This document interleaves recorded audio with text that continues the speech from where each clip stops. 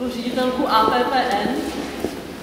A potom bych poprosila, jako na každém křtu je třeba mít patrony, kteří polejí. A v našem případě jsem byla informována, že křtít přijde paní Strnadová, která je guru, jak jsem pochopila, guru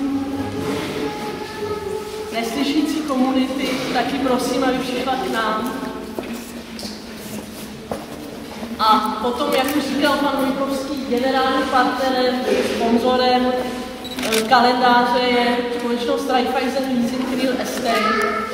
To rozhodnutí investovat peníze do kalendáře, kde budou nahé zaměstnankyně APPN, je určitě velmi odvážné. Nikdo nevěděl, jak to dopadne. A já tímto děkuji paní Lanegrové, která se zastupuje Raiffeisen Leasing Real Estate, a poprosila bych jí, protože ona tomu dala tu důvěru, a zároveň bych poprosila paní Jenke jako prokuristku společnosti, tedy zavedení společnosti Raiffeisen Leasing Real Estate, aby obě přišli a s Maruškou kalendář pokřtili. Máme? Můžete, určitě, ale jenom říct, že rozpověst a rádi si v něm budou listovat. Je vážně nádherný. A paní Strnadová má, chcete to říct? Já jsem mluvil, ano,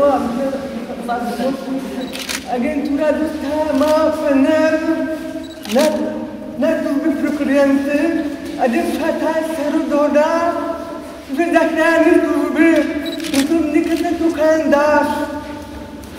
Ten fotograf je velmi uznávaný u nás i v zahraničí. Kalendář je velice krásný. A já ráda pokřtím a já doufám, že budete to kupovat, nepouze proto, abyste podpořili služby pro naše klienty a také proto, že o nádherné u nás radilo.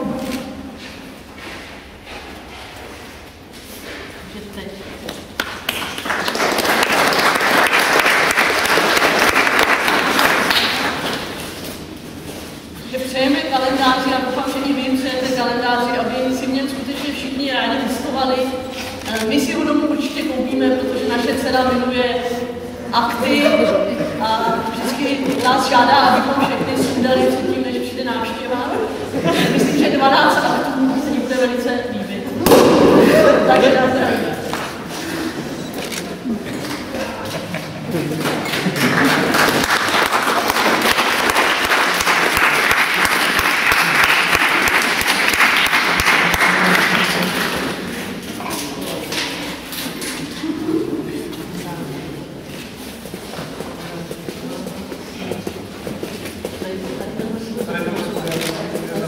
Stojan.